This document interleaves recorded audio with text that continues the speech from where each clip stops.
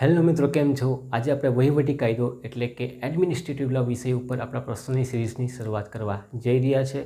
તો આજે આપણે પહેલો ક્વેશ્ચન જોઈશું. આપણો ક્વેશ્ચન છે, વહીવટી કાયદાનો અર્થ આપીને વહીવટી કાયદાના વિકાસના કારણોની વાત કરો. છેલ્લા 4 વર્ષની અંદર 3 વખત આ ક્વેશ્ચન પ્રશ્ન નંબર 1ની અંદર જે તમારા યુનિવર્સિટીનું પેપર લેવાય છે એમાં વારંવાર પૂછાઈ ગયો છે. તો આજે આપણે એને અભિપ્રાય આપવાનો પ્રયત્ન કરીશું. તમને ખ્યાલ છે જ્યારે પણ આપણે પ્રશ્નનો જવાબ લખીએ ત્યારે જે પણ મુદ્દા આવતા હોય તેને આપણે ફ્રન્ટ પેજ પર બતાવવાના છે અને એને પછી વારાફરતી ડીપમાં સમજાવવાના લખીએ. તો સૌથી પહેલાં પ્રસ્તાવના સમજાવવાની છે તમારે 5 થી 7 લીટીમાં. આપણો ક્વેશ્ચનમાં છે વહીવટી કાયદાનો અર્થ. વહીવટી કાયદાનો અર્થ અને વહીવટી કાયદાનું ઉદાહરણ આપણે આપવાનું છે. ત્યાર પછી વહીવટી કાયદાના વિકાસના કારણો પૂછેલા છે કે વહીવટી કાયદાનો વિકાસ કેવી રીતે થયો, કેમ થયો, એના પાછળના કારણો જણાવો. તો એ રીઝન્સ આપણે લખવાના છે. પછી જો કોઈ કેસ આવતા હોય અથવા તો કોઈ એવું ઉદાહરણ તમારી પાસે હોય વહીવટી કાયદાનું તો તે આપવાનું અને સમાપન લખીને તમારું વાતને પૂર્ણ કરવાની હોય. ચાલો તો શરૂઆત કરીએ. સૌથી પહેલાં આપણે પ્રસ્તાવનાથી શરૂઆત કરીશું કે વહીવટી કાયદાનો ઉદ્ભવ ક્યાંથી થયો, કેમ આ વહીવટી કાયદો લાગુ પાડવામાં આવ્યો, એનું રીઝન શું છે. તો જ્યારે ભૂતકાળની અંદર અંગ્રેજોનું શાસન હતું, રજવાડાઓનું શાસન હતું, ત્યારે રાજા કહે એ જ કાયદો, એટલે કે વહીવટી તંત્ર જે કામ કરતું હતું તે બરાબર કરતું નહીં હતું. મીન્સ કે શું થાય કે એક જ વ્યક્તિના હાથમાં સત્તા હોય તો એ પોતાના નિયમો બનાવે, પોતે જે કહે તે કરવાનું હોય લોકોએ. તો એના કારણે શું થતું હતું કે લોકોના જે નીતિ નિયમો હતા એ બધુંનું પાલન થતું ન હતું. એના કારણે જ્યારે બંધારણ બનાવવામાં આવ્યું તો લોકોને ન્યાય મળે, કાર્યવાહી ઝડપથી થાય. આ જે અમલદારશાહી છે અથવા જે વહીવટદારો છે એ કાયદા મુજબ કામ કરે, એના ઉપર કોઈ જવાબદારી અને સત્તા હોય, એના કારણે આ વહીવટી કાયદો બનાવવામાં આવેલો છે. તો વહીવટી કાયદો શું છે એ અંગેની બધી જ ચર્ચા નીચે મુજબ છે.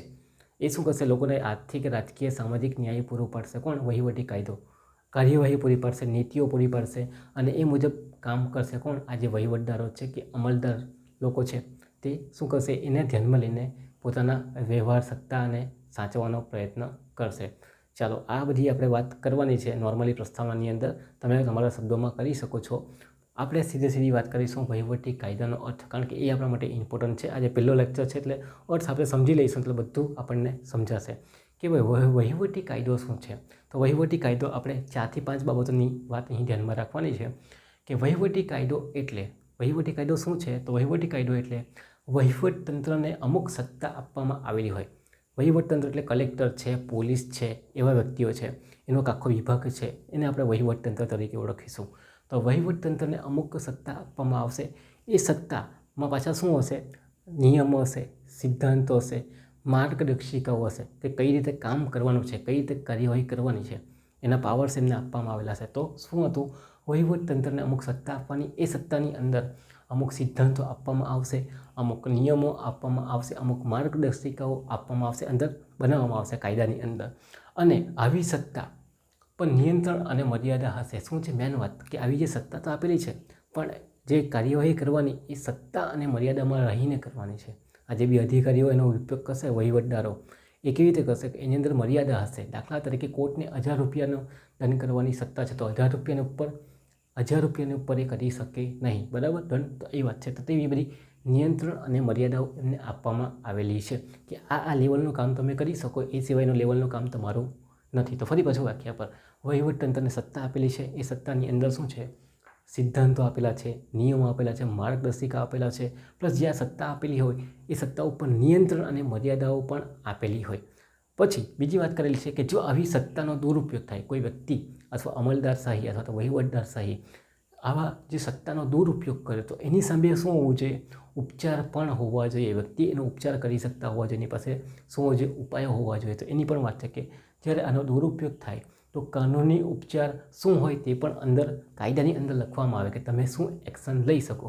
દાખલા તરીકે બંધારણની અંદર કીધેલું છે કે મૂળભૂત અધિકારનો ભંગ થાય તો તમે આર્ટિકલ 32નો ઉપયોગ કરી શકો સુપ્રીમ કોર્ટમાં, આર્ટિકલ 226નો ઉપયોગ કરી શકો હાઈકોર્ટમાં, તમારા મૂળભૂત અધિકારનો ભંગ થાય. તો તેવી બાબતો આ વહીવટ તંત્રના જે કાયદા છે એની અંદર પણ કરવામાં આવશે. ઓકે, દાખલા તરીકે ગ્રાહક સુરક્ષાની વાત કરીએ કે ચોરી એવું કંઈ થઈ જાય, કોઈ તમને ઉલ્લુ બનાવી જાય તો આપણા પાસે ઉપાય છે કે આપણે ટ્રિબ્યુનલમાં જઈ શકીએ છીએ, ગ્રાહક સુરક્ષા પંચમાં જઈ શકીએ. આ ટાઈપની વાત છે. તો વહીવટી કાયદો એટલે વહીવટી તંત્રને અમુક સત્તા આપવામાં આવશે. પહેલી વાત અમુક લખવાની કે સત્તા આપવામાં આવશે જેની અંદર સિદ્ધાંતો, નિયમો, માર્ગદર્શિકા આપવામાં આવશે. પ્લસ આ સત્તા જે આપવામાં આવેલી છે એના પર નિયંત્રણ અને મર્યાદા અમુક રાખવામાં આવશે. પ્લસ જ્યારે આવી સત્તાનો ગેરઉપયોગ કરવામાં આવે, ખોટી રીતે ઉપયોગ કરવામાં આવે તો આના ઉપચાર આપણને શું મળશે, શું દંડ મળશે, પૈસા મળશે, શું મળશે, એ અંગેની બધા જ ઉપચારો પણ એની અંદર બતાવવામાં આવશે. આની અંદર આ કાયદાની અંદર તો તેને શું કહેવામાં આવશે, વહીવટી કાયદો તરીકે ઓળખવામાં આવશે. જ્યારે બી આ વહીવટીતંત્રને સત્તા આપેલી હોય તો એની કાર્યવાહી દર્શાવેલી હોય કે એને કઈ રીતે આના પગલાં લેવાના, આ નિયમોને પગલાં લેવાના. ઓકે, તો આ છે આપણો વહીવટી કાયદો. આ વહીવટી કાયદાની અંદર આપણને શું જોવા મળે ઉપરની વ્યાખ્યા પરથી. પહેલી વાત લખવાની કે વહીવટી કાયદાના લક્ષણો અથવા તો ઉપરથી નીચે વહીવટી કાયદા વચ્ચે આપણને નીચેની બાબતો જાણવા મળે જે ખૂબ જરૂરી છે ઉપરની વ્યાખ્યાઓ પરથી. પહેલી વાત, વહીવટીતંત્રને સત્તા હોય છે અને તેના પર શું હોય છે, મર્યાદા હોય. વહીવટીતંત્રને અમુક સત્તા આપેલી હોય અને એના પર પાછું નિયંત્રણ અને મર્યાદા પણ આપેલું હોય છે. એમને નથી બનાવવામાં આવતો વહીવટી કાયદો. ઓકે, બીજું, ચોક્કસ નીતિ, નિયમો, સિદ્ધાંત અને કાર્ય પદ્ધતિ, કાર્યવાહીનો સમાવેશ કરવામાં આવે. જ્યારે આવો કાયદો બનાવવામાં આવે વહીવટી કાયદો, એની અંદર ચોક્કસ નીતિ હોય, ચોક્કસ નિયમો હોય, ચોક્કસ સિદ્ધાંતો હોય, ચોક્કસ કાર્યવાહી હોય, ચોક્કસ કાર્ય પદ્ધતિ હોય કે કઈ રીતે કામ કરવાનું છે એ આખું દર્શાવવામાં આવે છે. પ્લસ સત્તાનો દુરુપયોગ થાય, કોઈ વ્યક્તિએ સત્તા જે છે એને ઓળંગે તો ત્યારે ઉપચાર શું હોય, કયા કયા અધિકાર પ્રાપ્ત થાય સામેવાળાને જેની સાથે ખોટું થયું છે એ પણ અંદર બતાવેલા હોય. બરાબર, તો આને કહેવામાં આવે, શું કહેવામાં આવશે, વહીવટી કાયદો. જે આપણે જોઈએ છે કે કલેક્ટર છે, SP સાહેબ છે, બરાબર, તેની વાત ઉદાહરણ તરીકે દર્શાવો વહીવટી કાયદોનું એક ઉદાહરણ. દાખલા તરીકે તમારે નવરાત્રિ હમણાં એવી છે તો નવરાત્રિ માટે પરવાનગી લેવી હોય તો આપણે કોર્ટમાં જઈએ પરવાનગી લેવા માટે. ક્યાં જઈએ? કલેક્ટર પાસે જવું પડે, પ્લસ SP સાહેબ પાસે જવું પડે. તેની વાત છે. પછી નવરાત્રિ અંગે કઈ માર્ગદર્શિકાઓ જાહેરાત કરે, કોણ કહે? SP સાહેબ અથવા પોલીસવાળા જાહેરાત કરે કે તમારે આ મર્યાદામાં તમારે અવાજ રાખવો પડશે, તમારે CCTV કેમેરા રાખવા પડશે, પાર્કિંગની સુવિધા રાખવા પડશે. આ બધા નિયમો કોણ બનાવે? તો કલેક્ટર અથવા તો SP સાહેબ. સરકાર પાસે એટલો ટાઈમ નથી કે આ બધું કરવા જાય. બધી અલગ અલગ જગ્યા પર અલગ અલગ વ્યક્તિઓ હોય, બરાબર, બધાના નિયમના કાયદા અલગ અલગ હોય. તો વહીવટી કાયદો શું છે? આ જ બધા સત્તા, નિયમો બધું બનાવવાનું કામ, એને શું કહેવામાં આવે? વહીવટી કાયદો. અલગ અલગ જગ્યા પર અલગ અલગ છે. દાખલા તરીકે મેટર્નિટી બેનિફિટ એક્ટ, તે લેડીઝ જે છે અથવા તો મહિલા છે એ જ્યારે પ્રેગ્નન્સીમાં આવે ત્યારે એના માટે કાયદો, તો એના માટે સત્તા બનાવેલી હશે, કાયદો બનાવેલો છે કે આવું થાય તો આવું આ વ્યક્તિ પાસે જવાનું, ટ્રિબ્યુનલમાં જવાનું ને એ લોકો પછી તમારું નિરાકરણ લાવશે. તો આ વાત આખી કરવામાં આવેલી છે. તો વહીવટી કાયદો શું છે? એક ચોક્કસ પ્રકારનું એક વહીવટી તંત્ર છે ને સત્તા આપવામાં આવેલી છે. એની અંદર અધિકારીઓ હશે, બધા કર્મચારીઓ હશે, એમને સત્તા આપવામાં આવશે. એ સત્તાની અંદર પાછા શું હશે? નિયમો, પેટા નિયમો એ બધું હશે. દાખલા તરીકે તમને કહી દઉં, આપણે કોર્ટની જ વાત કરીએ તો બાર કાઉન્સિલિંગ ઓફ ઇન્ડિયા, કઈ કોલેજને એડમિશન આપવાનું, કઈ કોલેજને એડમિશન નહીં આપવાનું, તો બાર કાઉન્સિલિંગનો પોતાનો બી એક શું છે? કાયદો બનાવેલો છે. તો તેની જ વાત કરીએ, વહીવટી કાયદો. વહીવટીતંત્રના પ્રાપ્ત થતી સત્તાઓ, BCIને સત્તા આપેલી છે, સિદ્ધાંતો, નિયમો નિયત કરેલા છે. તો BCI સિદ્ધાંતો, નિયમો બધું બનાવેલું છે, બરાબર, બાર કાઉન્સિલિંગ ઓફ ઇન્ડિયા. અને આવી સત્તા અને નિયંત્રણના મર્યાદા હોય. જો બાર કાઉન્સિલિંગ કોઈ ખોટા પગલાં ભરે, બરાબર, તો એટલે આપણે ક્યાં જઈ શકીએ? સુપ્રીમ કોર્ટમાં અથવા તો હાઈકોર્ટમાં જઈ શકીએ. જો આવું કંઈ તકલીફ આવ્યો તો ઉપચારની વાત પણ કરેલી છે કે ભાઈ તમે જઈ શકો, તમને કોઈ માર્ગદર્શિકા, હાલમાં આપણો LLBનું જ ચાલે છે, એડમિશન નથી આપતા, બરાબર, તો જાઓ, ગયા છે ને સુપ્રીમ કોર્ટમાં અથવા તો હાઈકોર્ટમાં ગયા છે ને, તો તેની જ વાત છે. તો આ છે વહીવટી કાયદો. તો આ BCI છે તે એક વહીવટી તંત્ર જ છે, બરાબર, એને પોતાનો કાયદો બનાવેલો છે. તો આ આપણે ઉદાહરણમાં જોઈ ગયા. તો ઉદાહરણમાં આ રીતે લખવાનું અને BCIનું જ ઉદાહરણ લખી આવજો. દાખલા તરીકે બાર કાઉન્સિલિંગ ઓફ ઇન્ડિયા એક વહીવટી તંત્ર છે, એનો પોતાનો કાયદો છે, એ આ રીતે સત્તા ભોગવે છે. એડમિશન આપવાનું, નહીં આપવાનું બધું ડિસાઇડ કોણ કરે છે? એ લોકો કરે છે, બરાબર. તો આ વાત તમારે અહીં લખવાની હોય. આ BCI એ બધી રીતે અલગ અલગ બીજી MCI છે, બધી શૈક્ષણિક સંસ્થાઓ, એ શું છે? અલગ અલગ તંત્રનું અલગ અલગ વિભાગ હશે, બરાબર, એનો અલગ અલગ કાયદો હશે, વહીવટીતંત્ર અલગ નિયમો હશે, અલગ સિદ્ધાંતો હશે. તો આ છે વહીવટ કાયદાનો અર્થ. એ તમારે ડીપમાં સમજાવવાનો, પહેલાં અર્થ લખવાનું અને પછીના અંદર કયા કયા લક્ષણો આવે તે લખવાનું. પછી વહીવટી કાયદાનું ઉદાહરણ, કઈ કઈ સંસ્થાઓ અંદર છે અથવા કઈ વહીવટી તંત્રમાં આવે તે તમારે સમજાવવાનું. હવે આપણે વાત કરીશું વહીવટી કાયદાના વિકાસના કારણો, કે વહીવટી કાયદાનો કેમ વિકાસ ધીરે ધીરે થયો. મેં હમણાં તમને કહી ગયો છે કે ભૂતકાળની અંદર રાજાઓ પોતાની મનમાની ચલાવતા, સરમુખત્યાર ચલાવતા હતા અને વહીવટી તંત્ર બધું ખોરવાઈ ગયું હતું. એને લેવલમાં લાવવા માટે લોકોને રાજકીય, સામાજિક, આર્થિક ન્યાય મળે, ઝડપી કાર્યવાહી થાય અને લોકો કાયદા મુજબ ન્યાય આપે, બરાબર ને. પોતાની જે સત્તા છે એ ઓળંગે નહીં, મીન્સ કે છેતરપિંડી ન કરે, બરાબર ને. બીજા સાથે એકને ખોળ ન કરે. એમ ઘણા હોય ને, પેલા મિત્રને મદદ કરે, મિત્રનો કેસ આવે એટલે મિત્રને મદદ કરે, બીજાને નહીં કરે, એ ઓળંગી નહીં. એના માટે છે, એના માટેની વાત કરવાની છે. તો વિકાસના કારણોની આપણે વાત કરીએ કે શાના કારણે આપણે વહીવટી કાયદોનો ધીરે ધીરે વિકાસ થતો ગયો. પહેલો રીઝન, ચાલો અહીંયા વ્યાખ્યા તમને સમજાવી દીધી છે. વહીવટી તંત્રની સત્તા પર અંકુશ રાખવા. પહેલો જ મુદ્દો શું છે કે વહીવટી તંત્રની સત્તા ઉપર શું રાખવા માટે? અંકુશ અને નિયંત્રણ માટે. કારણ કે પહેલાંના જમાનામાં લોકો આ જે સત્તા હતી એનો ગેરઉપયોગ કરતા હતા, દુરુપયોગ કરતા હતા.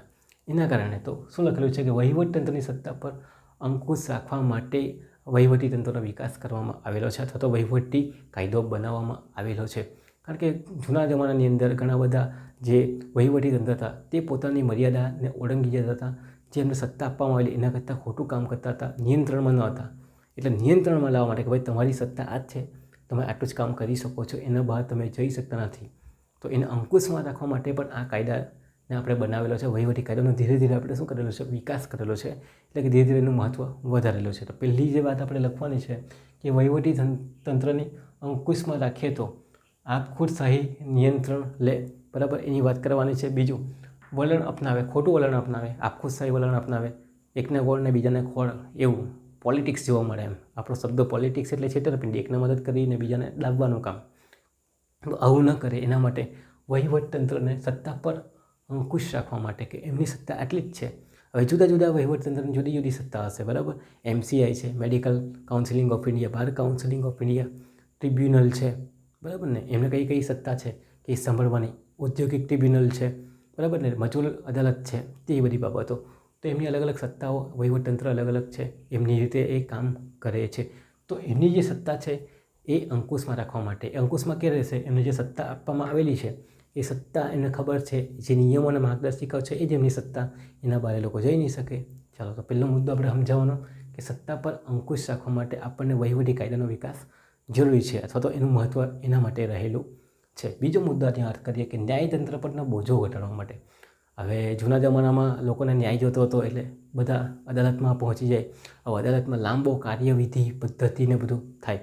તો આપણને શું જરૂરિયાત પડી કે કોઈ એવી કાયદો હોય કે જેના કારણે આપણે ઝડપી ન્યાય મેળવી શકીએ.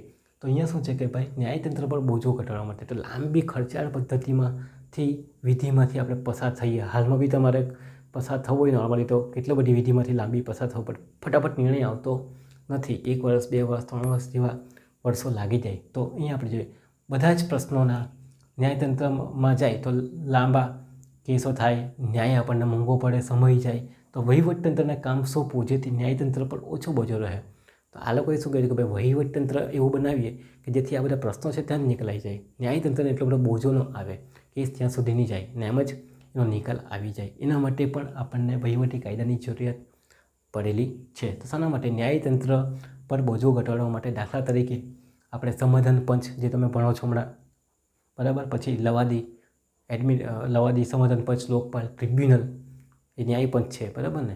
પછી આ લવાદીનો આખો કાયદો છે 1996નો, ત્યાર પછી લોકપાલ તમે ભણી આવ્યા, એવી શું કરે છે? આ જ બધા કામ કરે છે. તો ન્યાયતંત્ર પર બોજો ઘટાડવા માટે પણ વહીવટી કાયદાનો વિકાસ થયો છે. ઓકે, તમે 3 શબ્દોમાં એને લખી શકો છો, જેમ કે ટ્રિબ્યુનલ, લવાદી, લોકપાલ, BCI, બરાબર ને, કોલેજ લેવલ ઉપર MCI છે એ.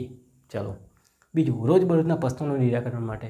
હવે રોજબરોજના જે પ્રશ્નો આવે, કયા કયા રોજબરોજના પ્રશ્નો આવે? દાખલા તરીકે મારા લગ્નમાં ડીજેની પરવાનગી લેવાની છે, શું કરીએ? કોઈ રસ્તો બંધ કરી નાખે હમણાં, બરાબર ને, બેરીકેડ લગાડી દે તો શું કરવાનું? આ બધા પ્રશ્નો ડેલી આવતા હોય આપણી પાસેથી.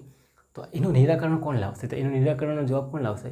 વહીવટતંત્ર લાવશે. આપણો રસ્તો બંધ કરી નાખે કોઈ, હમણાં હાલમાં તિથલ રોડ છે અથવા તો કોઈ હાઈવે બંધ કરી નાખે તો આપણે કોને અરજી કરીએ? સૌથી પહેલે કલેક્ટરને પકડીએ અથવા તો પોલીસ તંત્રને આપણે પકડતા હોઈએ તો પોલીસ વિભાગને આપણે પકડીએ અને એમને કહીએ કે આ શું ચાલી રહ્યું છે. તો રોજબરોજના જે પ્રશ્નો આવે એમાં પર્યાવરણના પ્રશ્નો હશે, બરાબર, પછી આરોગ્યના પ્રશ્નો હશે, સામાજિક પ્રશ્નો હશે, તમારા જે બી હશે તે કૌટુંબિક અથવા તો જે આપણા ન્યાયને લગતા. તો વહીવટી તંત્રને શું કરવામાં આવે? આવા ગૂંચવણભર્યા પ્રશ્નોનો નિકાલ કરવાની આદત છે, બરાબર. તમને ખબર છે તો ગૂંચવણભર્યા પ્રશ્નોના નિરાકરણ માટે પણ શું કરવામાં આવેલું છે? તો આ કાયદો લાવવામાં આવેલો છે, એનો વિકાસ થયો છે. આવા બધા પ્રશ્નો, નાના નાના પ્રશ્નો હોય, રોજબરોજના પ્રશ્નો હોય, પર્યાવરણને લગતા, આરોગ્યને લગતા, સામાજિક પ્રશ્નો હોય, બરાબર ને, ફરિયાદો હોય બધી, એનું નિરાકરણ માટે આ વહીવટતંત્ર પાસે સારું જ્ઞાન હોય. કારણ કે અલગ અલગ જગ્યા પર અલગ અલગ અધિકારીઓ હોય. સુરતમાં અલગ છે, વલસાડમાં અલગ છે, પછી કચ્છમાં સિસ્ટમ અલગ છે, બરાબર, ત્યાંનું રહેણીકરણી અલગ છે, સામાજિક પરિબળો અલગ છે. તો એ વસ્તુ ધ્યાનમાં રાખવાનું. તો એ પ્રશ્નોના નિરાકરણ માટે પણ આ વહીવટતંત્ર મહત્ત્વનો ભાગ ભજવે છે. સુરતમાં જે સિસ્ટમ હતી તે અમદાવાદમાં નહીં હશે અને તે સિસ્ટમ કદાચ વલસાડમાં ન પણ હોય. અલગ અલગ સિસ્ટમથી કામ થાય છે. એના નિયમો સિદ્ધાંતો અલગ અલગ હોય. એનું કામ કોણ કરે? તો આ વહીવટતંત્ર કરે. રોજબરોજના પ્રશ્નોનું નિરાકરણ લાવવાનું કામ કરે. તો એના માટે પણ વહીવટી કાયદો બનાવવામાં આવેલો છે, અથવા તો એનો વિકાસ એના માટે પણ થયેલો છે. ગુનાહિત કાર્ય થાય તે પહેલાંથી અટકાવવા માટે.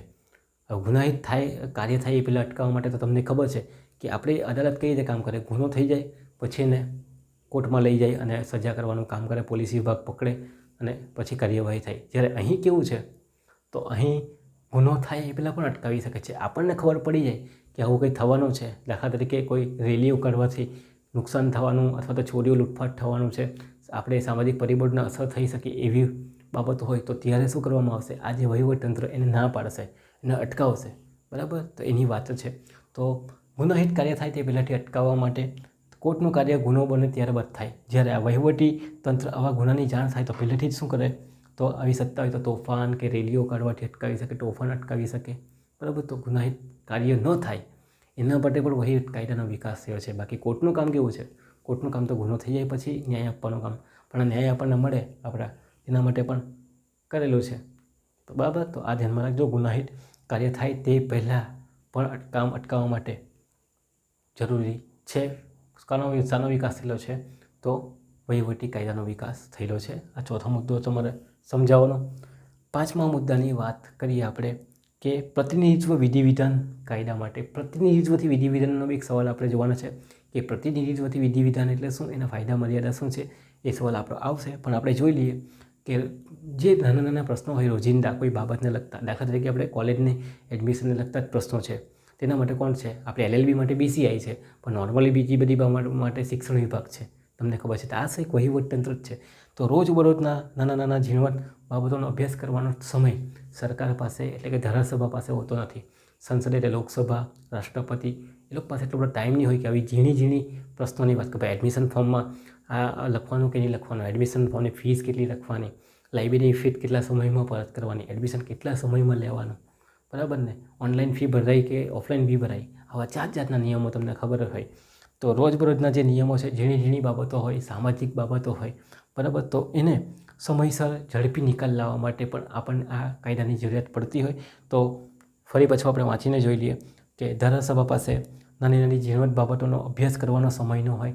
બરાબર? બધો સમય હોતો નથી, જેના કારણે સમય, જ્ઞાન, શક્તિ વહીવટ ઉપયોગ કરતી હોય, વહીવટી તંત્રનો ઉપયોગ કરતી હોય છે. તો એ વસ્તુ તમારે ધ્યાનમાં રાખવાનો છે. તો પ્રતિનિધિત્વથી વિધિવિધાન એટલે કોઈ વ્યક્તિ એક તંત્રને આ બધું સોંપવાનું જે આ બધા પ્રશ્નોનું નિરાકરણ લાવશે અને કોઈ જોગવાઈઓ કાયદો બનાવશે, નિયમો બનાવશે.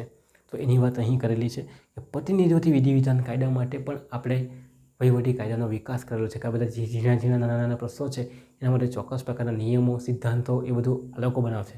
સરકાર પાસે એટલો બધો ટાઈમ હોતો નથી. હાઈ લેવલના ક્વેશ્ચન જે છે તેને સોલ્વ કરવાનું કામ કરશે અને બાકીના જે પ્રશ્નો છે તે સુપ્રીમ કોર્ટમાં અથવા તો હાઈકોર્ટમાં જતા હોય તો બધા નીતિ નિયમો બનાવવાનું કામ આ લોકોનું રહે છે.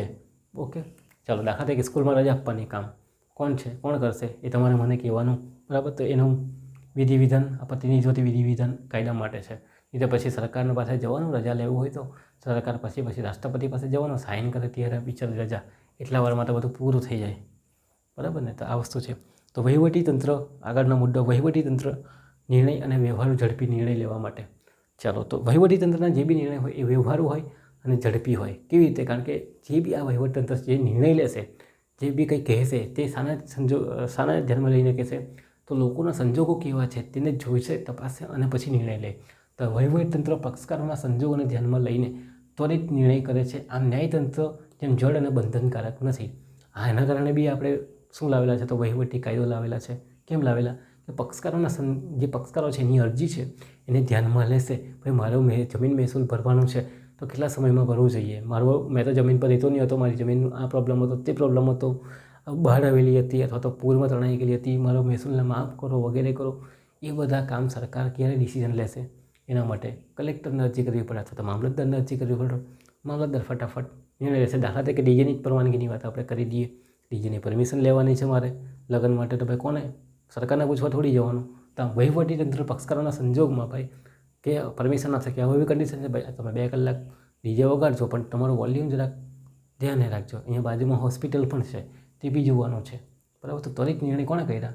આ વહીવટતંત્રે કર્યા. કોણે કર્યા? મામલતદારે કર્યા. એણે ચોક્કસ પ્રકારના નિયમો બનાવેલા છે, તો એનું પાલન તમારે કરવું પડે. આ વસ્તુ છે. તો સંજોગોને ધ્યાનમાં લઈને ત્વરિત નિર્ણય કરે. જ્યારે આપણે ન્યાયતંત્રને કે સરકારને પૂછવા જાય કે ભાઈ મારે ડીજેની પરવાનગી માટે શું કરવાનું, તો આજે અરજી કરો, બિચારો તમે સમજી શકો ક્યારે સંસદમાં જશે ને પાસ થશે, બરાબર. તો આ બધી બાબતો છે, એના માટે આપણે વહીવટી કાયદો લાવેલા છે કે જે ઝડપી પ્રશ્નોના નિરાકરણ લાવી શકે. તો શું હતો મુદ્દો? વહીવટતંત્રના નિર્ણયના વ્યવહારોને ઝડપી બનાવવા માટે પણ જરૂરી છે. ત્યાર પછી વહીવટતંત્રની જુદી નીતિ અને કાયદાનો વિકાસ. વહીવટતંત્રની નીતિ કેવી છે? કોર્ટ કરતાં કેવી છે? એકદમ અલગ છે. તમને ખબર છે કે સમાધાન કરીને કલેક્ટર જ્યારે બોલાવે, બંધાને સાંભળીને ફટાફટ નિર્ણય કરી દેતા હોય, પેલું સમન્સ નહીં પાઠવે ને એ બધું નહીં પાઠવે, તમને ખબર હોય તો, બરાબર ને. કલેક્ટરની અંદર અરજી જાય ત્યારે તો અદાલત કરતાં વહીવટીતંત્રના નિયમો અને સિદ્ધાંતો કેવા છે?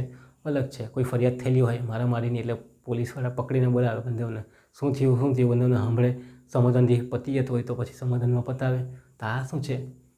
જુદી જુદી પદ્ધતિની નીતિ છે. સોલ્યુશન લાવવાનું કામ, પ્રશ્નનું નિરાકરણ લાવવાનું કામ. તો અદાલત કરતાં વહીવટીતંત્રની નિયમોના સિદ્ધાંતો અને પદ્ધતિ કેવી છે? જુદી છે. ઝડપથી કાર્યવાહી કરી શકે છે. જેમ કે સમાધાનની પદ્ધતિ અપનાવી શકે છે, લવાદીની પદ્ધતિ અપનાવી શકે છે, વાતચીતની પદ્ધતિ અપનાવી શકે છે, સમજાવટની પદ્ધતિ, સમાધાનની પદ્ધતિ એવી અપનાવીને પણ પ્રશ્નોના નિરાકરણ લાવવાનું કામ કરે છે. તો જુદી જુદી પદ્ધતિ, સિદ્ધાંતો, નિયમો અપનાવી કાઢે છે. એ અદાલત કરતાં કેવા છે? સહેલાઈથી પતી જાય તેવા છે. તો એની વાત છે. તો વહીવટીતંત્રની નીતિ કેવી છે? અદાલત કરતાં અથવા બીજી બધી પદ્ધતિ કરતાં એકદમ સહેલાઈથી પતી જાય અને પ્રશ્નોના નિરાકરણ ઝડપી આવે એવી છે. એના કારણે કાયદાનો વિકાસ થયેલો છે. કયા? વહીવટી કાયદાનો. કે આપણું જલ્દી બધું પતવું જોઈએ, બધા પ્રશ્નોનું નિરાકરણ આવવા જોઈએ. ચાલો, નવા નિયમોની જરૂરિયાત માટે. ચાલો, મેં તમને કીધું કે નવા નિયમો બનાવવાના હોય, એમાં સુધારા લાવવા હોય, ટેકનોલોજી જેમ જેમ બદલાય તેમ બધું બદલવું પડે. તો આપણે સરકારને અરજી કરશું, સરકાર ક્યારે એ સાંભળશે અને ક્યારે એના અંદર ફેરફાર કરશે, બરાબર ને. દાખલા તરીકે હમણાં જ LLBની એડમિશનની વાત છે, બરાબર. તો આપણે અરજી કોને કરવાની હતી? BCIને કરવાની હતી. પણ અરજી આપણે કાં કરી? કોર્ટને. એટલે કોર્ટ અને BCI વચ્ચે પછી ઝઘડો થશે ને પછી લાંબો ચોળો બધું ચાલશે, ક્યારે પતશે કંઈ ખબર નહીં, બરાબર. પણ BCIની વાત આપણે સાંભળી લેતા અથવા BCIને અરજી કરશે કે આ કામ છે, આવી પ્રોબ્લેમ છે, તો BCI કહે છે કે તમે આ વસ્તુ કરી આવો એમ. ત્યારે પછી તકરાર થાય તો આપણે કોર્ટમાં જવું પડે. તો અહીં પણ આવે છે કે નવા નિયમોની જરૂરિયાત. દાખલા તરીકે અમુક ફીસ માટે કે આવા કોઈ ડ્રેસ કોડ માટે અથવા તો હાજરીની બાબત માટે કોઈ નિયમ બનાવે તો કોણ બનાવશે? BCI. આપણે સરકારની પરવાનગીની જરૂરિયાત નથી. તો લોકોની પસંદગી, અભિરુચિ, આધુનિકરણ જેમ જેમ બદલાતું જાય, સમય જેમ જેમ બદલાતો જાય તેમ નવા કાયદાની, નવા નિયમોની આપણને જરૂર પડે છે. તો આવા નવા નિયમોનો બદલાવ કોણ કરે? દાખલા તરીકે ઘણા બધા જે આપણા પેપર આન્સરનું ફોર્મેટ છે, પ્રશ્નોના પ્રકાર છે, ટૂંકા પ્રશ્નો, લાંબા પ્રશ્નો, શોર્ટ નોટ, 100 માર્કનો પ્રશ્ન કે 70 માર્કનો પ્રશ્ન, એ બધું ડિસિઝન કોણ લે? તો કોલેજ દ્વારા લેવામાં આવે. સોરી, કોલેજની પણ યુનિવર્સિટી દ્વારા લેવામાં આવે. એ કંઈ સરકારને થોડી પૂછવા જાય કે શું કરવાનું, બરાબર ને. તો નવા નિયમોની જરૂરિયાત માટે પણ વહીવટી કાયદો બનાવે. વહીવટીતંત્ર VNSB એક વહીવટીતંત્ર જ છે જે કોલેજની પરીક્ષા બી લેશે, એના નિયમો, સત્તા આપેલા હશે, એને પોતાની સત્તાની ઉલ્લંઘન નહીં કરવાની. દાખલા તરીકે કોઈને એડમિશન નહીં આપે તો એનો ઉપચાર આપણે છે કે આપણે કોર્ટમાં જઈ શકીએ, અરજી કરી શકીએ વગેરે વગેરે. તો નવા નિયમોની જરૂરિયાત માટે પણ શું છે? તો વહીવટી કાયદાનો વિકાસ થયેલો છે. કેવા નિયમ? જેમ કે નવા નિયમો, સુધારા થતા જાય, આધુનિકરણ આવતું જાય, વિજ્ઞાન ટેકનોલોજી બદલાતી જાય. ભાઈ જૂના ફોર્મ ભરવા આપણે કાં VNSB છે, ભાઈ ઓનલાઈન સિસ્ટમ લાવો ને, સારું પડે. ફીસ ભરવા માટે કાં ત્યાં સુધી જવાના? અહીંયા ઓનલાઈન સિસ્ટમ લાવો એટલે પે કરી દઈએ, એવી સિસ્ટમ. તો આ બધા નિયમોની બદલાવ જેમ જેમ આવતો થાય તો એ કોણ કરશે? વહીવટીતંત્ર કરશે. કોલેજ બધું કરશે અથવા તો VNSB કરશે, એટલે કે તમારી જે યુનિવર્સિટી છે તે કરશે એમ. તો આ વાત છે. નવા નિયમોની જરૂરિયાત માટે પણ આપણને વહીવટી વિકાસનો કાયદો એક જરૂરિયાત બની ગયો છે. એ ફટાફટ કરી શકે છે, જ્યારે સરકાર પાસે એટલો સમય હોતો નથી. નીતિ નિયમોના અમલીકરણ માટે હવે સરકાર જે છે તે કાયદો બનાવે, બરાબર. એક્સિડન્ટનો કાયદો બનાવી કાઢ્યો છે, પોલીસ IPC બનાવ્યો છે, CRPC બનાવ્યો છે, પણ એનું અમલીકરણ કોણ કરશે? તો એના માટે કોઈ તંત્રની જરૂરિયાત પડે. રેવન્યુના કાયદા છે, લેબર કોર્ટના કાયદા છે, બરાબર ને. લેન્ડ લો તમે ભણી ગયા છો, કેટલા બધા કાયદા છે લેન્ડ લોની અંદર. તો જે મામલતદાર અને કલેક્ટર છે અથવા તો SP સાહેબ છે, પોલીસ વિભાગ છે, એ શું કરશે? આ બધી બાબતોને અમલીકરણ કરવાનું કામ કરશે. મહેસૂલ ઉઘરાવવાનું કામ બરાબર કોણ કરશે? મામલતદાર, તલાટી અથવા તો કલેક્ટર જેને સોંપેલું હોય તે. ગામ વિકાસના કામ કોણે કરવાના છે? તો ભાઈ તાલુકા વિકાસ અધિકારીએ કરવાના અથવા તો જિલ્લા વિકાસ અધિકારી એના પર ધ્યાન આપવાનું છે. રેવન્યુના કામ કોણે કરવાના? કલેક્ટરે કરવાના છે. તો આ બધું શું છે? નીતિ નિયમોનું અમલીકરણ કરવાનું કામ કોણ કરે? આ વહીવટતંત્ર કરે છે. પોલીસનું જે વિભાગ છે તે શું કરશે? ગુના સામે રક્ષણ કરવાનું કામ કરે. કોઈ ગુનો કરે એને પકડીને લઈ જાય અને કાર્યવાહી ચલાવવાનું કામ, તો એની બી એક નીતિ વિધિ પદ્ધતિ છે, તે મુજબ એ લોકો કામ કરે. ચાલો, તો સરકાર કાયદા ઘડે છે. સરકાર એટલે વિધાનસભા બી આવે ને તમારી લોકસભા અને રાજ્યસભા પણ આવે. તો વહીવટતંત્ર એમાં અમલીકરણનું કાર્ય કરે. જે બી લોકોએ કાયદા પસાર કરેલા હશે તેનું અમલીકરણ કરવાનું કામ એ લોકો કરશે. નીતિ નિયમોનું પાલન થાય એ માટે વહીવટી કાયદાની જરૂરિયાત વધી છે. આ નીતિ નિયમોનું પાલન કરવા માટે પણ આપણે જેમ જેમ નવા નવા કાયદા લાવશું, ઇન્ફોર્મેશન ટેકનોલોજી આવશે, જાત જાતના નવા હજુ કાયદા આવશે, એના માટે આપણને વિભાગ જોશે. જેમ કે જીએસટી સરકાર નવું કંઈ લાવેલા, તો એના માટે સ્ટેટ ટેક્સ ઇન્સ્પેક્ટર જોઈએ, પકડવાળો તો છે ને, જીએસટી ચકાસના તો જોઈએ ને, અને જીએસટી ભર્યો કે નહીં ભર્યું એમ આવવાનું છે જીએસટી અંદર, ટેક્સેશનની અંદર, એટલે એ બી આપણને કામ લાગશે. તો અહીંયા આપણે જોડવાનું એમ. નીતિ નિયમોના અમલ માટે પણ વહીવટતંત્રની જરૂરિયાત અને એનો વિકાસ જરૂરી છે. ઓકે, ચાલો નેક્સ્ટ મુદ્દાની આપણે વાત કરીએ. સામાજિક પરિબળોને અંકુશમાં રાખવા માટે તમને કહી ગયો વહીવટતંત્ર બનાવેલું જ કેમ છે કે જે આ બધા પરિબળો છે જેના પર સરકાર ધ્યાન નથી આપી શકતી, એના માટે આ વહીવટતંત્ર બનાવેલું છે. સ્કૂલ માટે તમે જોવો છો તો સ્કૂલનું એક વહીવટતંત્ર છે, રેવન્યુ માટે કલેક્ટર છે, બરાબર ને, ગ્રામ વિકાસ માટે ગ્રામ પંચાયત છે. તો એવા જુદા જુદા વહીવટતંત્ર એ લોકોએ બનાવેલા છે. તો વાહન વ્યવહાર માટે તમે જોવો છો આરટીઓ છે, પછી મજૂર અશાંતિ માટે લેબર કોડ છે, બરાબર, પછી ભેળસેળ અને ઘરેલું હિંસા માટે ઘરેલું હિંસાની કોડ છે, ફેમિલી કોડ છે, ભેળસેળ એટલે ગ્રાહક સુરક્ષા પંચ છે. તો જુદા જુદા વહીવટતંત્ર બનાવેલા છે જે સમસ્યાને નિરાકરણ લાવવામાં વહીવટી કાયદાનો મહત્ત્વનો ભાગ ભજવે છે. પોતાનો કાયદો છે, આરટીઓનો કાયદો છે અલગ, મજૂર અશાંતિ એટલે કે મજૂરનો બી એક કાયદો છે, લેબર કોડ છે, એની અંદર તમે ભણી ગયા. ભેળસેળ ગ્રાહક સુરક્ષાનો કાયદો છે 1986-2019, ઘરેલું હિંસાનો બી કાયદો છે. તો એ કાયદાને ધ્યાનમાં લઈને એનું નિરાકરણ લાવશે. જે બી પ્રશ્નો જેવી રીતે આવતા હોય તેવી રીતે એનું નિરાકરણ લાવવાનું કામ કરશે. હવે આપણે સ્પેશિયલ કોર્ટમાં નહીં પહોંચી જઈએ બધી જ બાબતમાં, નાની બાબતમાં પ્રશ્નોના નિરાકરણ માટે, બરાબર. તો આ વસ્તુઓ આપણને જોવા મળે છે જેનું નિરાકરણ લાવવાનું હોય. તો સામાજિક પરિબળોનો અંકુશમાં રાખવા માટે પણ વહીવટી કાયદો ખૂબ જરૂરી છે. હમણાં તમને જ કહ્યું કે નવરાત્રિની અંદર આજે પરમિશન આપવાનું કામ અને દેખરેખ રાખવાનું કામ, બરાબર, એ સામાજિક પરિબળોના અંકુશમાં રાખવાનું કામ જ છે. તે અંદર તમે લખી શકો તો કલેક્ટર છે, એસપી સાહેબ છે, તે આનું કામ સાચવશે એને અંકુશમાં રાખવાનું કામ કરશે, કોણે કેવી રીતે કામ કરવાનું. ઓકે, ચાલો, તો આના માટે પણ વહીવટી કાયદો જરૂરી છે. 11માં છેલ્લો મુદ્દો આપણે લખીએ. ઝડપી કાર્યવાહી અને પ્રક્રિયા કરવા માટે સરકાર આ બધે વહીવટી કાયદો લાવેલા જ કેમ છે કે ઝડપથી પ્રક્રિયા થાય, કાર્યવાહી ન બેવડાય, તમારો પ્રશ્નનો નિકાલ ફટાફટ આવી જાય. એના માટે તમે કેસ કરો તો લોક અદાલત પણ છે, બરાબર ને, તે ફટાફટ પ્રશ્નોનું નિરાકરણ લાવે છે. તો આ વહીવટીતંત્ર જે એસપી સાહેબ છે, કલેક્ટર સાહેબ છે, ડીડીઓ સાહેબ છે, એ સિવાયના ઘણા બધા અધિકારીઓ છે, એ શું કરશે, તમારા પ્રશ્નોનું નિરાકરણ લાવવા માટેનું કામ કરશે. આ મનરેગાની અંદર તમારા પૈસા નહીં આવેલા, યોજના છે મનરેગા એક, એની અંદર તમારા પૈસા નહીં આવેલા હોય, જે મજૂરી મળે તે નહીં મળેલી હોય, તો તમે કંઈ સરકારને કમ્પ્લેન કરવા થોડી હશો, કોને કરશો? જે તે તલાટી ત્યાંના હશે તેને, સરપંચ હશે તેને, અથવા તો તાલુકા વિકાસ અધિકારીને કમ્પ્લેન કરશો કે ભાઈ નિરાકરણ લાવો, આવું છે, બરાબર. ત્યાંનો જે અધિકારી હશે તે એનું નિરાકરણ લાવવાનું કામ કરશે. તો ઝડપી કાર્યવાહી અને પ્રક્રિયા કરવા માટે પણ વહીવટતંત્ર બનાવેલું હતું. હવે સમજો કે આ વહીવટતંત્ર બનાવેલું જ નહીં હોય તો તાલુકા વિકાસ અધિકારી એક સમય પર ભૂલી જાઓ કે છે જ નહીં, તમારા પૈસા આ યોજનાનો લાભ તમારે લેવો તો કેવી રીતે લેવાનો, કોને પૂછશો, કેવી રીતે કરશો? આ મોટો પ્રશ્ન છે, એટલે આપણને આ જરૂરિયાત પડી બધું બનાવવાની. ઓકે, તો ધ્યાનમાં રાખજો. તો સરકાર નવી નીતિ નિર્માણના અમલીકરણ માટે, બરાબર, મદદ કરવા માટે, ઝડપી કાર્યવાહી કરવા માટે વહીવટી કાયદાનો વિકાસ કરેલો છે. એના માટેનું રીઝન છે કે આપણે વહીવટી કાયદો બનાવેલો છે. ઓકે, તો સૌથી પહેલાં આપણે શું જોયું? પ્રસ્તાવના જોઈ. પ્રસ્તાવના તમે તમારા હિસાબથી બનાવજો. પછી આપણે વહીવટી કાયદાનો અર્થ જોયો, તેની અંદર આપણે 4 થી 5 બાબતો જોઈએ. જેની અંદર શું જોયું? તો વહીવટતંત્રને સત્તા જોઈએ, એ સત્તા ઉપર નિયમો સિદ્ધાંતો એની અંદર આવે, એનું પાલન થવું જોઈએ, એની સત્તાની બહાર નહીં જવું જોઈએ, પ્લસ એના માટે અંકુશ અને નિયંત્રણ પણ રાખેલા છે, મર્યાદા રાખેલી છે. અને જો આવી દુરુપયોગ થાય સત્તાનો તો એની સામે ઉપચાર પણ આપણને મળે, એ પણ અંદર કાયદાની અંદર કહેલું હોય. અને પછી બીસીઆઈનું ઉદાહરણ આપવાનું, બરાબર. ચાલો, પછી આ લક્ષણો તમારે દર્શાવવાના છે અને પછી બીસીઆઈનું ઉદાહરણ આપવું. પછી તમારા કારણો, તો આપણે 11 મુદ્દા બનાવેલા છે, એ વહીવટી કાયદાના કારણો જણાવો, કેમ વિકાસ કરવાની જરૂરત પડી. તો પહેલાં વહીવટતંત્ર સત્તા પર અંકુશ રાખવા માટે, પછી ન્યાયતંત્રનો બોજો ઘટાડવા માટે, રોજબરોજના પ્રશ્નોનું નિરાકરણ લાવવા માટે, પછી ગુનાહિત કાર્ય તે અટકાવવા માટે, પછી પ્રતિનિધિત્વ વિધાનના કાયદા માટે. ઘણા બધા પ્રશ્નો સરકાર પાસે એટલો સમય નહીં હોય એના માટે, તો નિરાકરણ વહીવટીતંત્ર લાવશે.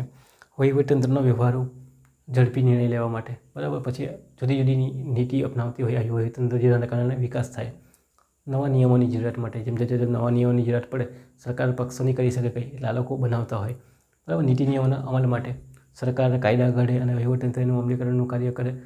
તમને ખબર છે, હમણાં જ આપણે જોઈ ગયા પછી સામાજિક પરિબળોને અંકુશમાં રાખવા માટે, નિયંત્રણમાં રાખવા માટે, એમ કે પછી ઝડપી કાર્યવાહીની પ્રક્રિયા કરવા માટે પણ જરૂરી છે. એ સિવાયના બી ઘણા બધા તમે તમારા શબ્દોની અંદર બનાવડાવી શકો છો. ઉપચાર માટે પણ વહીવટી કાયદો મહત્ત્વનો ભાગ ભજવે છે. જ્યારે વહીવટીતંત્ર પોતાની લિમિટ કરતાં બહાર જતી રહે ત્યારે ઉપચાર પણ પૂરો પાડે છે. એના માટે પણ વિકાસ થયો છે કે કયા કયા ઉપચાર મળશે, દંડની કાર્યવાહી થશે, સજાની કાર્યવાહી થશે, શું થશે, તો એના માટે પણ જરૂરી છે.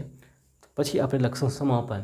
આમ ઉપર મુજબ વહીવટી કાયદોનો વિકાસ કરવામાં આવેલો છે કે જ્યારે સત્તાધીશને જ્યારે સત્તા સોંપવામાં આવે અથવા વહીવટતંત્ર જે સત્તા સોંપવામાં આવે એ સત્તાની મર્યાદામાં રહીને વહીવટતંત્રએ કાર્ય કરવાનું હોય, જેથી ઝડપી કાર્ય કરી શકાય, સિદ્ધાંતો નિયમોનું એનું પાલન કરવાનું હોય. અને જ્યારે પણ આવા કોઈ સત્તાધીશ પોતાની જોગવાઈનો ભંગ કરતા હોય, સત્તા મર્યાદા કરતાં બહાર જતા હોય, તો એના જુદા જુદા ઉપચાર પણ આ કાયદો પૂરો પાડે છે. અને આ કાયદાના કારણે આપણે ઝડપથી કાર્યવાહી કરી શકીએ. આપણે કોર્ટમાં જવું નથી પડતું અને આપણા જે પ્રશ્નોના નિરાકરણ લાવવાના હોય તો આ સહેલાઈથી લાવી શકાય છે. એના માટે વહીવટી કાયદો ખૂબ મહત્ત્વનો ભાગ ભજવે છે.